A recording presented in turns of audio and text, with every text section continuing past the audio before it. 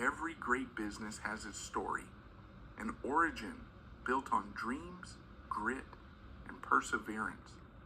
This story, however, is not just about beginnings. It's about what happens when the values you stand for are tested, when competition gets too close for comfort, and when the line between rivalry and imitation blurs. In a quiet town with a bustling food scene, there was one bagel shop that stood out from the rest. Known for its chewy, golden bagels and the warmth of its owners, it wasn't just a place to grab breakfast, it was the heartbeat of the community. Long lines stretched out the door every morning, a testament to the shop's success and the family's commitment to excellence. But as I would learn, every success story has its challenges. This one, in particular, came with a twist I never saw coming. One that began months ago and culminated on the day of a grand opening. I still remember the first time I heard about Frank's plans. It was months before his shop opened, and I stumbled upon the construction while walking down my usual route to grab coffee. At first, I didn't think much of it. A new bagel shop in town wasn't unusual. The food business was always evolving. But something caught my eye, a face I recognized. There, overseeing the workers, was Frank. Frank, the former employee of the town's most successful bagel shop. Frank, the guy who had worked his way up from slicing bagels to learning the intricate details of the shop's operations. I had seen him often enough behind the counter, always cheerful, always eager to help. But what struck me that day wasn't just his presence. It was the layout of the new shop. Even under construction, it was clear the design bore an uncanny resemblance to the one I frequented. The counters were placed just so, the kitchen visible in the same way, and even the small storage area was positioned similarly. It was almost a mirror image. Interesting, I thought. My curiosity piqued. But I didn't say anything. After all, bagel shops can look similar. Who's to say it wasn't a coincidence? Over the next few months, I kept an eye on the progress. Frank's shop took shape quickly, its sleek exterior a sharp contrast to the rustic charm of its competitor. The buzz around town grew as people speculated about the newcomer. Competition was inevitable in the food industry, but there was something different about this. It wasn't just competition, it was a challenge. In the meantime, the town's beloved bagel shop carried on business as usual. The owner's son had stepped into a leadership role, running the shop with the same care his father had for years.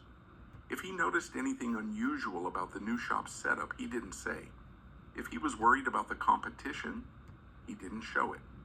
And then, just as Frank's grand opening approached, things took an odd turn. The first oddity was a health inspection. Normally, inspections came like clockwork, but this one was unannounced. The inspectors were thorough, combing through every corner of the shop. They found nothing significant. After all, this was a well-run operation, but their unexpected visit caused a stir. Then came the delivery delays. A shipment of flour, crucial to the shop's bagel-making process, was inexplicably held up for days.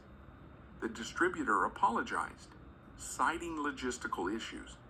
It was a frustrating hiccup, but nothing the family couldn't manage. Lastly, there were the unusual complaints. Customers who had been loyal for years started grumbling about their orders. The bagels aren't as fresh as they used to be, one said. The flavor's just not the same, said another. The feedback was inconsistent, and the team worked tirelessly to address it, even though they couldn't identify a clear problem. Through it all, there was no mention of Frank, no accusations, no blame. The family didn't even acknowledge the coincidence of these events occurring so close to the opening of a new competitor.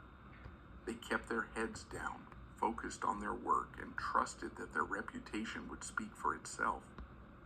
Finally, the day of Frank's grand opening arrived. The air buzzed with excitement as people flocked to see the new place. Curiosity drew me there as well.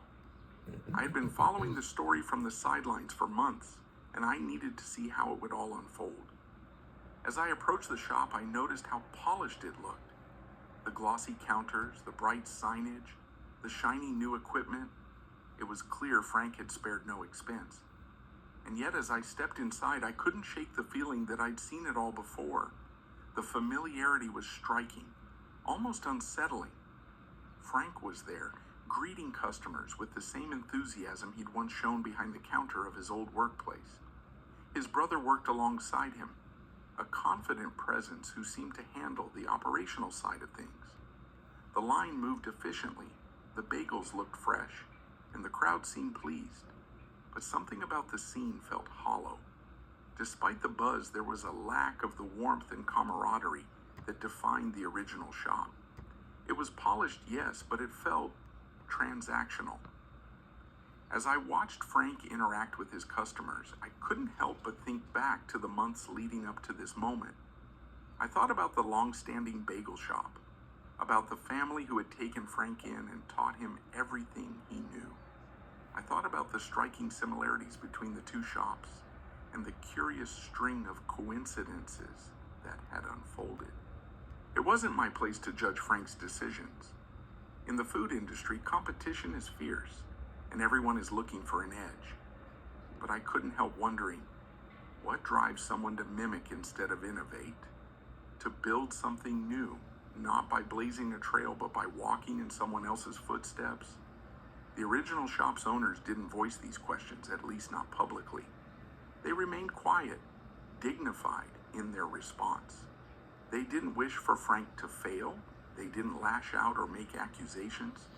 They simply stayed true to their craft, trusting that their years of experience and the relationships they built with their community would carry them through. As the weeks passed, the novelty of Frank's shop began to fade.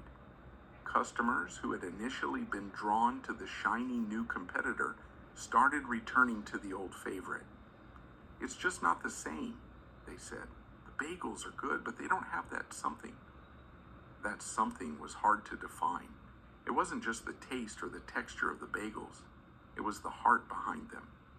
It was the countless mornings spent perfecting the recipe, the smiles exchanged with regular customers, the stories shared over cups of coffee. It was a legacy that couldn't be copied. Meanwhile, Frank's shop settled into a steady rhythm. It didn't collapse under the weight of competition, but neither did it eclipse the original. The two shops coexisted, each carving out its place in the community. This story isn't about winners or losers. It's about resilience in the face of competition, about staying true to your values even when you're tested. For the family behind the original bagel shop, it was a lesson in quiet strength. They didn't need to fight back or play dirty. Their reputation, built over years of hard work, was their greatest asset. For Frank, it was a chance to chart his own course. Whether he succeeded or not would depend on his ability to evolve, to offer something unique instead of relying on what had already been done. And for the rest of us, it's a reminder of the importance of authenticity. In the food business, as in life, the greatest success comes not from imitation, but from innovation, from the courage to create something that is truly your own. As I walked away from Frank's shop that day, I felt a mix of emotions: admiration for the family's resilience, curiosity about Frank's journey, and a renewed appreciation for the subtle, unspoken dynamics that drive the world of food. In the end, this story isn't just about bagels. It's about the choices we make, the values we uphold, and the legacy we leave behind. Because in a world where competition is inevitable, the real victory lies not in outshining others, but in staying true to yourself.